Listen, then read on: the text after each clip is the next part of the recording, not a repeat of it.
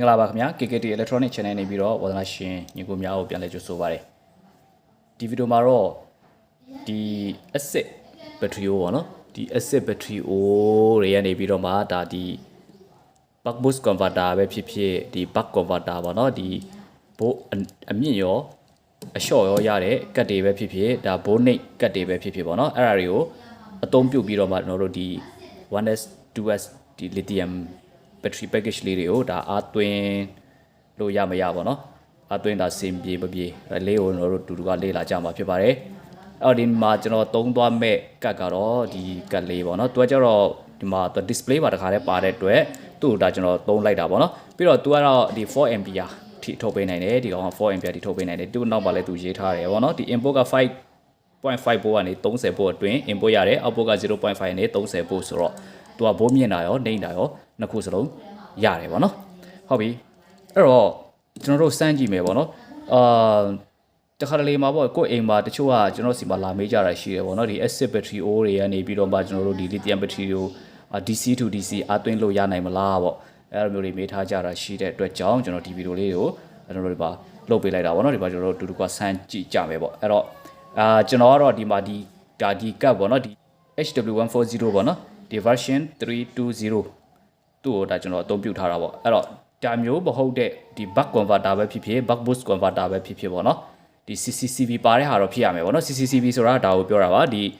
current constant current ရယ် constant voltage ရယ်ချိန်လို့ရတဲ့ဒီ buck boost converter ပဲဖြစ်ဖြစ် buck converter ပဲဖြစ်ဖြစ်ပေါ့နော်အဲ့ ampere တော့ဒါကိုသုံးမဲ့ကိုအားသွင်းခြင်းတဲ့ ampere အတွင်းကိုဒါချိန်ညှိပြီးတော့မှဒါဘယ် buck boost converter ဘယ် buck converter ပဲဖြစ်ဖြစ်ပေါ့နော်ဒီ CCCV ပါတဲ့ဟာဆိုရင်တော့ဒါအသုံးပြုလို့ရပါတယ်ကျွန်တော်တို့ဒီမှာဒီကောင်းတဲ့စမ်းပြသွားမယ်ပေါ့နော်ဟုတ်ပြီအဲ့တော့ကျွန်တော်တို့ဒါ check set ကြည့်အောင်အဲ့မှာဒီ battery ကနေဒီ acid battery ကနေပြီးပေါ့နော်ဒီ buck boost converter တွေကိုဒါ power ပေးထားတယ်battery ကတော့ဒါသူ့ရဲ့ပိုအားကိုတစ်ချက်တော့ကျွန်တော်ကြည့်ကြည့်မယ် battery ကတော့ဒါအားတော့ပြည့်ရှိသေးတယ်ပေါ့နော်အဲ့တော့ဒီမှာတစ်ချက်ကြည့်မယ် input voltage ကြည့်လိုက်ရင်ဒီမှာ battery က 12.76 volt ရှိတယ်ဆိုတော့ဒါ battery အားရှိသေးတယ်ပေါ့နော်အဲ့ဒီကနေကျွန်တော်တို့ဒီ 1S နဲ့ 2S ကိုကျွန်တော်တွင်းကြည့်မယ်ပေါ့ဟုတ်ပြီအဲ့တော့ပထမဆုံးကျွန်တော်တို့ဒါ 1S ကိုအရင်စပြီးတော့တွင်းကြည့်ပါမယ် 1S တွင်းကြည့်ပါဖြစ်တဲ့အတွက်ကြောင့် 1S တွေရဲ့ဒါသူ့ရဲ့ဘာလဲဆိုရင်ဒါအားပြည့်တဲ့အခြေအနေမှာဆိုရင်သူက 4.2 volt ရှိတယ်ပေါ့နော်အဲ့ဒီအတွက်ကြောင့်သူ့ကို 4.2 volt အထွက်ပေါ့ဒီကနေအထွက်ကိုကျွန်တော်တို့ 4.2 volt ချိန်လိုက်မယ်အဲ့တော့ဒီမှာကျတော့ဒါ input ကိုပဲပြထားတာပေါ့နော်ဒီ converter လေးကအဲ့တော့သူ့ကိုဖွင့်လိုက်မယ်ဟုတ်ပြီဖွင့်လိုက်လို့သူ့ရဲ့အထွက်ကိုကျွန်တော်တစ်ချက်ကြည့်လိုက်တဲ့အခါမှာ12.25 volt ထွက်နေတယ်ပေါ့နော်အဲ့တော့12.25ဆိုတော့ကျွန်တော်တို့ 1S တွင်းရတာအဆင်မပြေဘူးအဲ့တော့သူ့ကိုကျွန်တော်တို့ 1S တွင်းမှာဖြစ်တဲ့အတွက် 4.2 volt ကို short ချလိုက်မယ် short ချတဲ့အခါမှာဒီမှာ CCCV ရှိတယ် CV ဆိုတဲ့ပေါ့နော်ဒီ constant voltage ကိုကျွန်တော်တို့ကလှည့်ပေးရမယ်ပေါ့နော်အဲ့တော့ 4.2 volt ထိကျွန်တော်ဒီမှာလှည့်ပေးလိုက်ပါမယ်အဲ့မှာ 4.2 volt လောက်ထိရောက်သွားပြီဟုတ်ပြီအဲ့ဒါဆိုရင်သူ့ကိုစမ်းပြီးတော့ချိတ်ဆက်ကြည့်မယ်ပေါ့နော်ဒီမှာ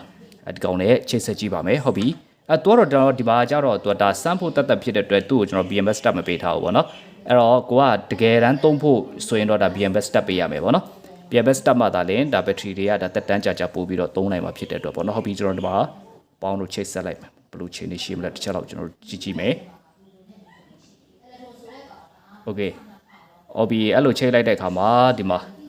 2.7 ampere နှုန်းနဲ့အသွင်းပေးနေတယ်ပေါ့နော်ဒါတော့ဒါ ampere ကိုတော့ဒီမှာကိုကြိုက်တဲ့ပုံစံမျိုးနဲ့ချိန်လို့ရပါတယ်ဘယ်လောက် ampere နဲ့သုံးချင်တယ်လဲပေါ့ဒီကောင်က4 ampere ထိထွက်လို့ရတယ်4 ampere ထိထွက်လို့ရတဲ့အတွက်ကြောင့်ဒါပေမဲ့ကျွန်တော်က4 ampere ထိတော့အပြည့်မသုံးဘူးဘာကြောင့်လဲဆိုတော့ဒီ converter တွေတော်တော်များများကသူဘယ်လောက် ampere ထိခံနိုင်ပါရဲဆိုတော့ပေါ့နော်သူရဲ့အမြင့်ဆုံးခံနိုင်တဲ့ ampere အထိကျွန်တော်တို့အသုံးပြုလိုက်ပဲဆိုရင် converter ပူလာပြီးတော့မှပေါ့နော်ကျွန်တော်တို့ fan တွေပါညာတတ်မထားဘူးဆိုရင်နောက် heat sink တွေပါညာတွေပေါ့အဲ့လိုမျိုးအပူကိုကောင်းကောင်းထုတ်နိုင်မဲ့ဟာတွေကျွန်တော်တို့တတ်မထားဘူးဆိုရင်တော့ဒါ converter လောင်သွားတတ်တဲ့အတွက်ပေါ့နော်ကျွန်တော်ကတော့ဒါပုံမှန်ဒီနေရာမှာသူ့ရဲ့တက်ဝက်ပေါ့နော်ဒီသူထုတ်ပေးနိုင်တဲ့ ampere ရဲ့တက်ဝက်လောက်ကိုပဲဒါကျွန်တော်သုံးမယ်ပေါ့အဲ့တော့ကျွန်တော်ဒီမှာ ampere ချိန်ကြီးတဲ့ဟာလေးကိုတော့လှည့်ပြီးတော့မှ ampere ကိုကျွန်တော် short ချလိုက်မယ်2 ampere လောက်ထိကျွန်တော် short ချလိုက်မယ်ပေါ့နော်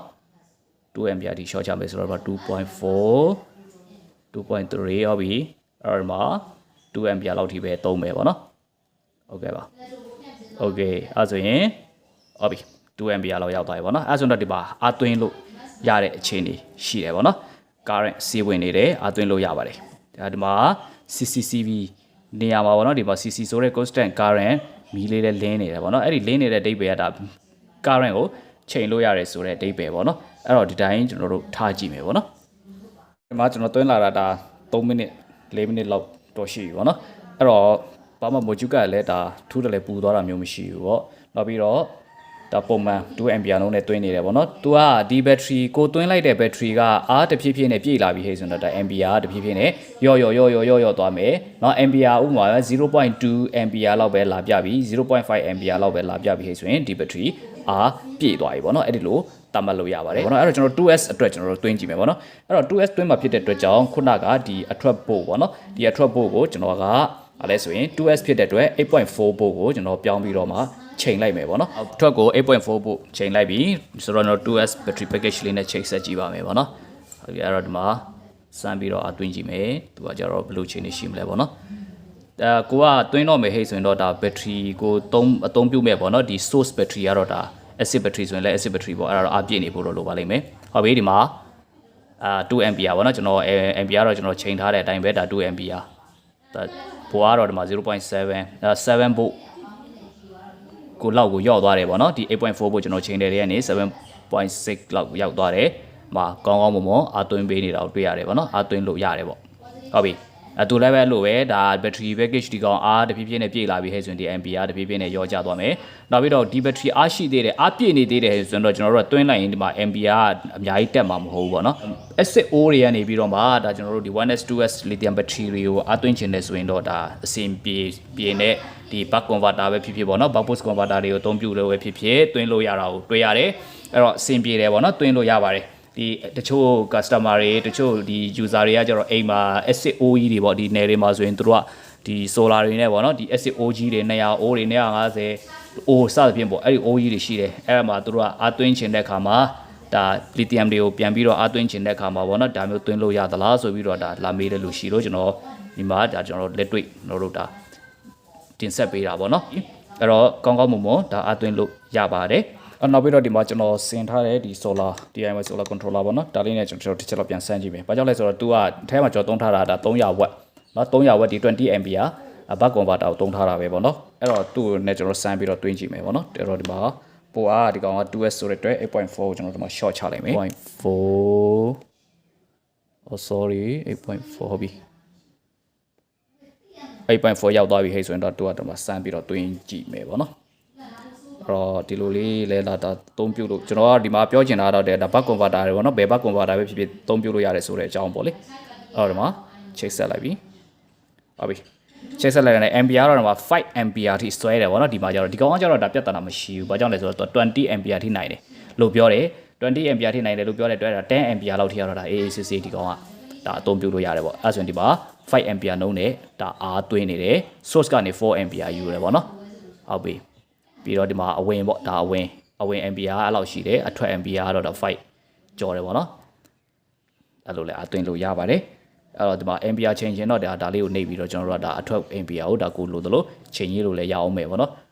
အဲ့တော့ဒီကနေ့ကျွန်တော်ပြောပြပေးခဲ့တဲ့အကြောင်းအရာတွေကိုနားလည်သဘောပေါက်ကြမယ်လို့ထင်ပါတယ်အဲ့တော့ကျွန်တော်တို့နောက်ဗီဒီယိုတွေမှာဒါဒီတက်ကောင်းတဲ့အကြောင်းအရာတွေနဲ့ကျွန်တော်တို့ပြန်ပြီးတော့တွေ့ကြမယ်ပေါ့နော်ကြည့်ရှုပေးခဲ့တဲ့အားလုံးကိုကျေးဇူးတင်ပါတယ်ခင်ဗျာ